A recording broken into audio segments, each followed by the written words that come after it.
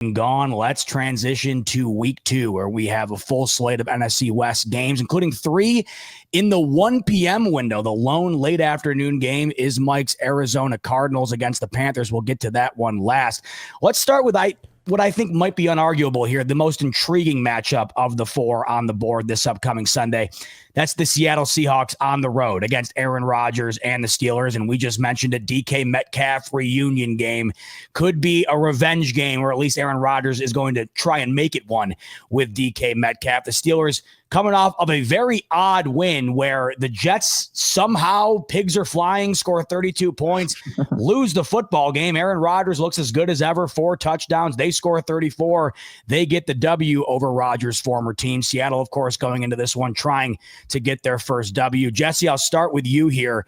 What do you look at in this game, and ultimately, who do you think ends up winning it? Do the Steelers go to 2-0, or do the Seattle Seahawks finally get, or not finally, it's only week 2, but do they get their first win of the season in week 2? Well, they might be saying finally if they go 0-2 to start the season. I'll say that. These two teams, it's interesting because we don't exactly know what either one of them are. At week 1, you never really do, but the Steelers had so many question marks coming into the season and seemingly were able to answer a lot of them after week 1. And then the Seahawks, a lot of the things that I thought that they would do very well, they did, but that offense clearly struggled with a new offensive coordinator and a new quarterback, a new receiving core, a rebuilt offensive line. So there's a lot to work on. But then you got to play the Steelers, who they disappointed a bit defensively, but they still have a lot of players on that defense. I can't believe I'm doing this. I'm actually going to pick the Steelers to win this one, 24-20. I just think they get it done. Aaron Rodgers, even at this stage, is still a guy that can play some good football, clearly. Can he do it 2 weeks in a row? I don't know, but I just think that they get it done. So I'm going 24-20 Steelers. Jesse has the Hawks falling to 0-2, Pittsburgh improving to 2-0. Jake, similar mindset here, or is Seattle getting it done on the road? Oh man, I'm feeling kind of the same thing. It's tough. I'm pretty high on Seattle. I had them losing this game. I had them beating the 49ers, so I'm not going to go back on that now, but I was really impressed with what I saw from Aaron Rodgers, and not just Aaron Rodgers, but you look at some of the guys that they have spent time developing, and to me, Calvin Austin is the perfect example of that. This is somebody that they're very excited about. He had a great game. You just add Jabril Peppers to this team. I like the pass rush. I think they're going to have some problems. Seattle is on the road. I'm gonna take the Steelers in this one. 2 consecutive picks for the Steelers. Mike, are you making it 3? Darnold versus Rodgers. You thinking 0-2 as well for Seattle? Yeah, I think we're going to do the trifecta. We're going to do a trifecta. I mean, this is also in Pennsylvania or Pittsburgh as well. So, I like to lean over to the home team, right, in terms of the crowd. I mean, that Steelers organization, that fan base is going to come with the juice, man. And there's just so many storylines that are following this, right? Does Aaron Rodgers still have it? Is DK Metcalf going to, shine when he goes against his former team? I think, all those are going to stay true. I think the Steelers are going to win this game. I was actually really disappointed with the Steelers defense to allow the freaking Jets to do that. And I had the Steelers on my fantasy team, so I hate the Steelers defense for allowing that to happen. But I do think that team offensively has found their, a niche or their rhythm to continue that. I'm not going to say 4 touchdowns for Aaron Rodgers every single week, but I do believe he found his, perfect system. And I think they're going to go ahead and win here. I'm going to say 28-13 Steelers take the win.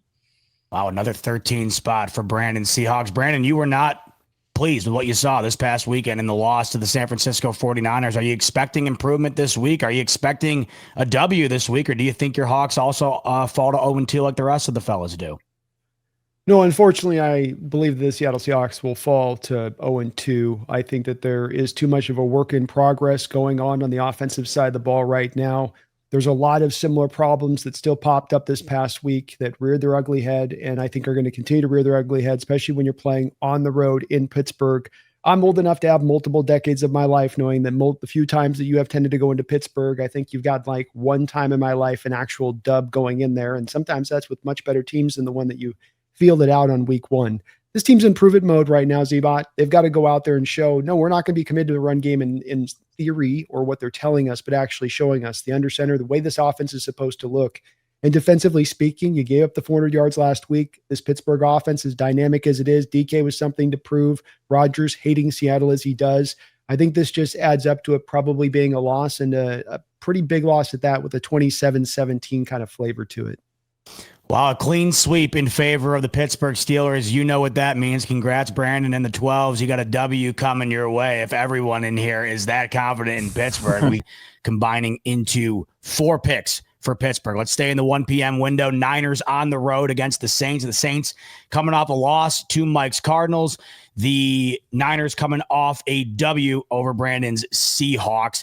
This is probably the best matchup you could have with the Niners being banged up like they are. If you're going to play a team, you probably are going to want it to be one that you're not anticipating to be a game you're expecting to lose. And I don't think the Niners, despite the injuries, are expecting a loss here. But I'll ask you guys, Brandon, I'll start right back where I ended.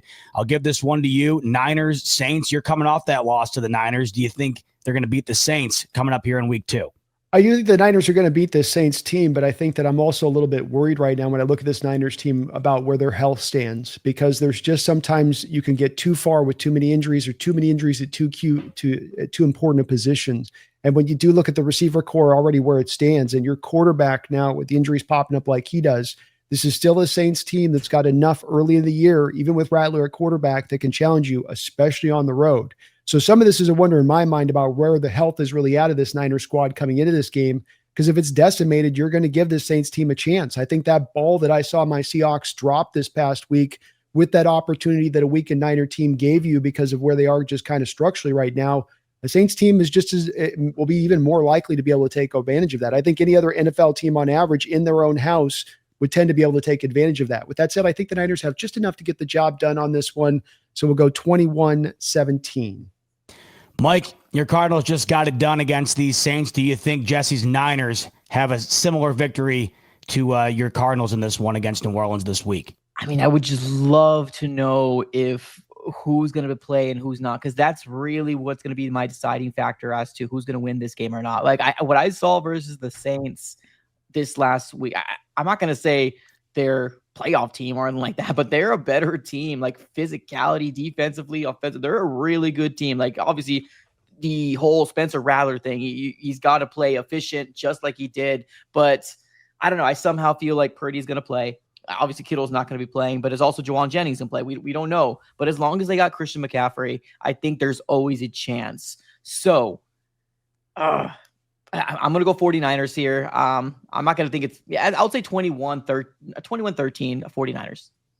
2 for 2 on Niners. Jake, you making it a hat trick here? You got the Niners beating the Saints?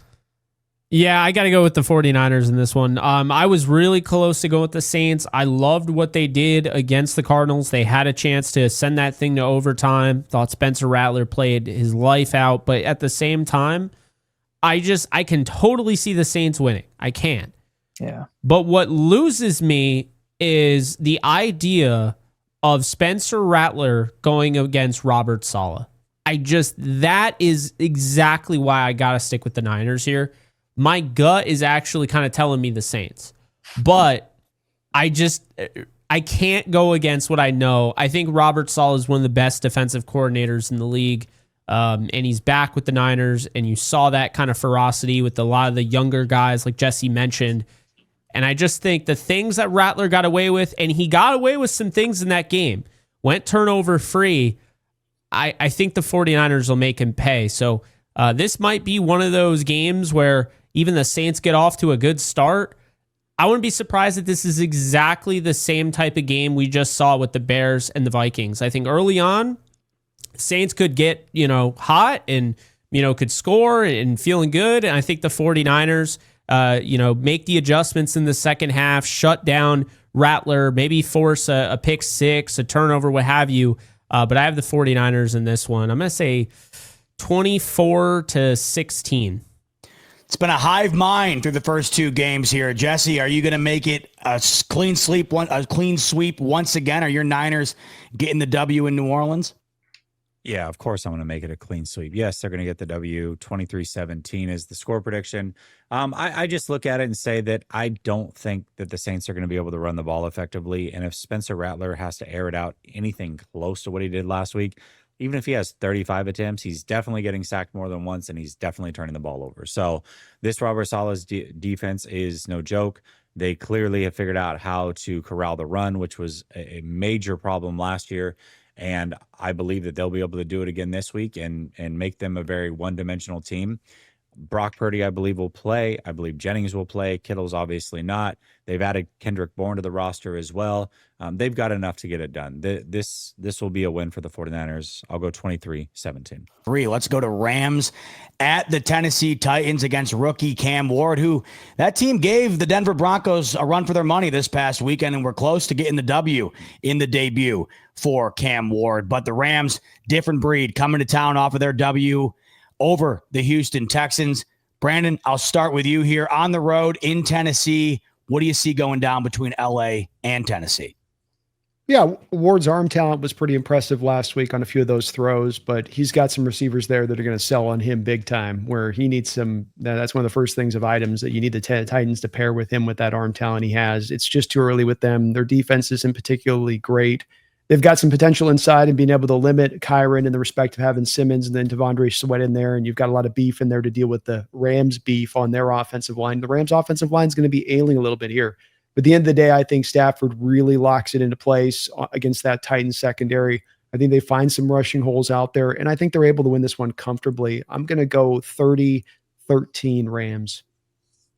A different tone than last week. Rams win with 14. Brandon's got them winning with 30 this upcoming week over Tennessee. Mike, how do you see in this one going down between the Rams and the Titans? So I was kind of on the fantasy football was not my friend. Tennessee, I don't understand how Tennessee Titans did that to Bo Nix. He was also my quarterback in fantasy football, so it was a mess. But going to this specific game, you said it best, Seabob. This team is a different breed. This is not the Denver Broncos. It's Matthew Stafford's a better quarterback than Bo Nix. I'm not going to come out here and say, oh, the Tennessee Titans are going to come out here and shock the world. No, I mean, to their respected right, they made Bo Nix into a sophomore slump in week 1. So good for them, right? But I just don't trust anything they have on the outside. I don't trust Cam Ward to be that guy right now in this point of his career, although show some flashes here and there.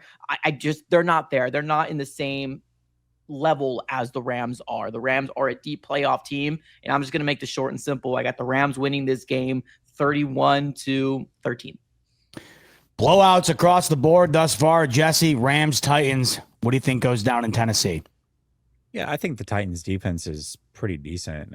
They're just poorly coached offensively. It's absolutely atrocious. I can't see them getting more than 13 points, and that might be generous. I'll give them the 13. But I think the Rams also, it's interesting because the Rams certainly have the ability to be an explosive offense, but I feel like somehow during the regular season, they tend to underperform offensively, and then they just figure it out when they need it most. So I kind of see that with them again. I don't see them getting more than 23. It's a road game. Titans are, like I said, formidable on defense. I'll go 23-13 Rams. Man, oh man, Jake, another clean sweep, and it lies in your hands, and I got a feeling you're locking it in. Your Rams against the Titans in the Music City. Are they getting it done in Tennessee? They are absolutely getting it done in Tennessee. Jesse stole my prediction. I have 23-13. I think, what Jesse said is actually what I've been saying for a while, and people do not like because they won the Super Bowl and it just comes off as disrespectful. It's not to say that I don't like the offense. I do think that they have underachieved based on how much talent they have, but I think that game against the Texans was more so being cautious, knowing the game was going to be close, having the defense, wanting to manage it. I don't necessarily think that'll be them the whole year. I think that was more so the game plan there. Wouldn't be shocked at all if it ends up being like what Brandon said, 30-13. Probably will be now that I'm picking them for a lower scoring game. But I think they're going to try with the two guards that are banged up. I don't know if Avila plays. I don't know if Dotson plays. Those guys are very important. Probably going to see Justin Diedick and Bo Limmer taking over those spots. Both guys started last year, quite a few games last year, and were really good. But I think they're going to be cautious in this one. I think they're going to try and establish the run. it was really bothersome the fact they weren't able to run the football the way they wanted to with Kyron Williams last week. The Texans really just sold out to stop the run. The Titans don't really have to do that as much because, like Brandon mentioned, you have a Tavondre Sweat, you have a Jeffrey Simmons. These guys in the trenches are going to allow them not to have to stack the box. So I do think that they are going to find some running lanes probably late in the game, which is why I like the Kyron more on the yards. But I think this is going to be Matthew Stafford playing mistake-free football, and this defense, I don't know what Cam Ward did to the schedule makers, but man, oh man, having to go against the Denver Broncos defense in the altitude as your debut, and then having to play the Rams defense, and you'll play the Colts next week, and then the Texans. I think that's absolutely insane. I like Cam Ward. I don't think he has enough weapons to beat this Rams defense. CJ Stroud had enough weapons and still couldn't beat this Rams defense. So I'll take the Rams 23-13. And last thing I'll say, I am not overlooking the Titans because I think the Titans, coached by Denard Wilson, I think they have a very good defense. I think they are essentially, if Cam Ward ends up being good this year, this team can be a problem. They have a very good defense. Jarvis Brownlee is somebody that really stands out to me. And there's some other guys as well. Oladejo. I like what I saw from them, and that was no joke. They forced 4 turnovers on the Broncos. I know, Mike, you saw that firsthand, but this defense is legit. And if Cam Ward can get going, I wouldn't want to play the Titans in week 15. I'm more open to playing them in week 2. But when Cam Ward gets going, there's a confidence there. This team might not win the game, but they're not going to make it easy, and they're going to be competitive in many games down the road. The Carolina Panthers on the road in the 4 p.m. window going up against the Arizona Cardinals. Jesse, I'll start with you. The Panthers coming off a loss against Jacksonville where you'd think those two would be more similar than not, and it didn't really look like it. Carolina looked far inferior. Now they're on the road against Arizona. Who gets it done, Carolina or Arizona? Well, the only quarterback that's smaller than Kyler Murray happens to be on the other side of the field. I am curious to see what he looks like. Talk about a quarterback that's up against it for sure. He's got to perform. He didn't perform well in week 1. I don't know, man. The Cardinals, I would say this could be a potential upset, but not after losing last year. There's no way. They're going to go in there. They know exactly what they got to do. They did lose to this team last year in a very important, crucial part of the season. So there's no way that that's happening again. The Cardinals are going to get out of there with that improved defense. I will go 27-17 Cardinals. Jesse's got the Cardinals. Brandon, how about you? Carolina, Arizona, who wins it?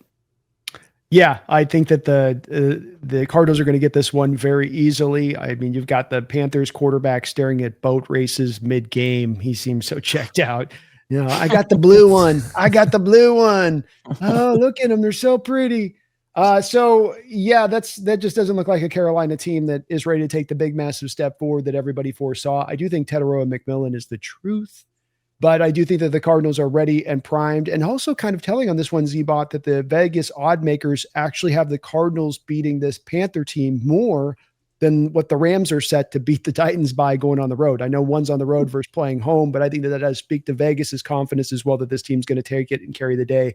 I think they're going to run all over Carolina. Carolina doesn't have the pass rush that the Saints had last week to go at the Cardinals in that way. And I just think the defense is going to overwhelm Bryce as far as in that pocket and give him very little daylight to be able to go throw into. So I think this will be a whooping. I'm going to go 27. I'll go with another 27-13 on this one. Feels about right on that one. Brandon's got a 2-touchdown victory for Arizona in this one. Jake, how are you feeling about this one? Is the Cardinals going to get it done against the Panthers at home? They are. I want to just add some context here with Carolina. I mean, I know their defense kind of, didn't have it going either, but I think the defense really suffered from the lack of movement on the offensive side. First off, biggest thing, they traded away Adam Thielen. I think when you trade away the player like that, it sends a really bad message to the rest of the locker room. This is a guy that was a captain. This guy was a leader. Just a really bizarre trade to just help the Vikings for no reason. Number 2, Ikem Ekwonu. Okay, they're stud at left tackle. Their blindside protector for Bryce Young gets an appendix. I can't even say the word, but anyway, he had to have his appendix removed, right? I wasn't trying that Make him again. say it, Z-Bot. Make Yeah, him say it. What is it? An appendectomy, I believe, is what he was going for. Yeah, so Oh, he you bailed him out, Z-Bot. he doesn't play. He doesn't play, and immediately Josh Neiman looked like Josh Neiman. So unfortunately for Bryce Young, he was pressured all day, right? And it wasn't good. Now he put himself in trouble, but I think he's going to look better when Ekwonu is at left tackle, rightfully so. But is that this week? I have the Cardinals winning regardless, 27-13. I think they're the better team. I think Carolina, if they're going to figure this out, it's going to be probably the middle of the season when they start winning those games that they should win. I will say, despite the injury, not injury, but the health concern with Ikem Ekwonu, I'm just going to be honest here. That was disgusting. That was a terrible performance. I don't know if the weather had anything to do with it, because I know there was a weather delay. But the Jaguars seem so locked in and the Panthers seem so far away. And I guess you just have to point the finger at the ownership and just kind of what the hell's going on in Carolina, because they used to be a respected organization. If they don't turn this thing around, I feel for their fans, man. I really do. Mike, the rare quad clean sweep comes down to you, and it's on the shoulders of your Cardinals. I got a feeling you're locking it in. Carolina, Arizona, who's winning it Sunday afternoon? Well, I mean, I just want to kind of jinx it. Right. I don't like that everybody went Cardinals. I don't like that. But here's the thing. Like, when it comes down to this team, like, this is the perfect way that the Cardinals need to find some sort of way to try to make some sort of postseason run, right? You got to take advantage of the games you need to win. Now, everybody mentioned last year, right? That was a very pivotal game for the Arizona Cardinals, and that was a dagger in the heart. You ain't going nowhere, right? So I think Kyler Murray's got that behind his mind, and I'm actually really glad that we played the Saints and they played as hard as we did, to remind them to not overlook any of these teams. The Panthers are the same team that beat us last year and completely took away any playoff hopes that we had. Now, I want to go and do a little history here. Since the Arizona Cardinals have played the Panthers since 2015, we are 1-7 against those Panthers. I don't understand it. I don't get it. It could be Bryce Young. It could be Cam Newton off the street. It doesn't matter. For some reason, the Panthers always seem to beat us. But I got my Redbirds finally getting it right this time around. I do have the Cardinals winning this game. First home opener of the 2025 season. The crowd is coming in. Juice had a really hard fought,